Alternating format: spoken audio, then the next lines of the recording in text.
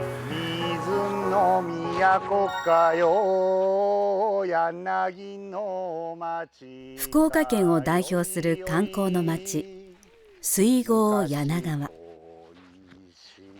柳川市を訪れる外国人観光客のうち、台湾の方が半数以上を占めているという実績があります。外国のお客様も勉強して来られてあるんだなというのはあります。優しい日本語ツーリズムは、日本語を話したい海外からのお客様のために、日本語の初心者でも分かりやすい言葉で会話をし、おもてなしをするプロジェクトです。日本語で話したいお客様は白いバッジ、おもてなしをする側は水色のバッジをつけ、一目で話しかけられる仕組みです。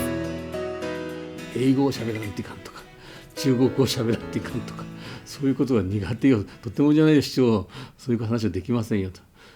日本語やったら、優しい日本語やったらできるかもしれないと、そういうような気持ちたくさんいらっしゃると思います。10月8日、柳川高校において優しい日本語講演会が開催されました。いつ日本に来ましたか？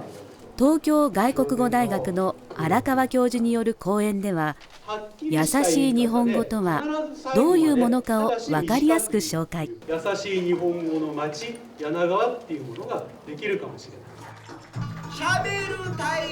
後半は英語落語で有名な桂海志師匠による日本初の優しい日本語落語。一人ずつ乗ってください。留学生に向けて分かりやすい言葉を使った落語を披露しました。優しい日本語を実践するリーダーを養成する講座が11月21日から3回に分けて行われました。まずは優しい日本語を話すためのいくつかのポイントを学び、実例を交えての講座となりました。川下りは、昔のお城の周りを船に乗っていくの方です。ではまずゆっくり。最終日には柳川高校の留学生を相手に優しい日本語による会話を実践。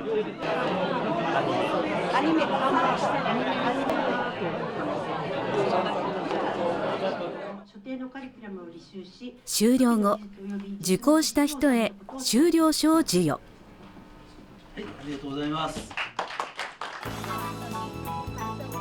12月8日、台湾から日本語を勉強しているお客様を招待。いただきます。まずは柳川名物うなぎのせいろ蒸しでおもてなし。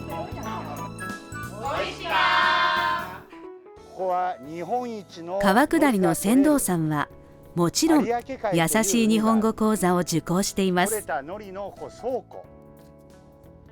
倉庫がこの右側になります。お花では日本の文化と歴史に触れることができました。投げたりキャッチボールをしたりして遊んだり、難しい表現も簡単な言葉に言い換えればより理解が深まります。形で使ったものです。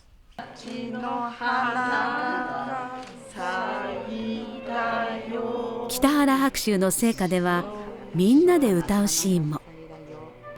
今もこういう形ですね。形はこういう形。でも2回は分かる？分からないっていうのをやっぱりこう自分が言った後に尋ねることが一番だなと。で分かってなかったらやっぱりこう分かるようにもう一度こう自分の中で身振りとか手振りとか入れてこうしたいなって思いましたね。みんなも親切で優しい言葉を話して本当に良かったと思います。日本語はそんなに分かってない方もいらっしゃるんで、その方にも分かれるように説明してくれて本当に助かります。どれだけ優しく簡単に伝えられるかというのをやっていきたいと思っております。柳川方式がですね、市内だけではなく筑後一円、また福岡県内、また九州、もっと大きく出ればですね、日本列島全体がですね、そういうことで取り組んでいただければ外国、政府が求めてる4000万人ですか、外国のお客様がたくさんおいでになるというふうに思っています。海外からのお客様と英語でなく優しい日本語で会話する。このシンプルで誰にでもできるおもてなしの形を福岡県へ、九州へ、そして日本全体へ発信していきます。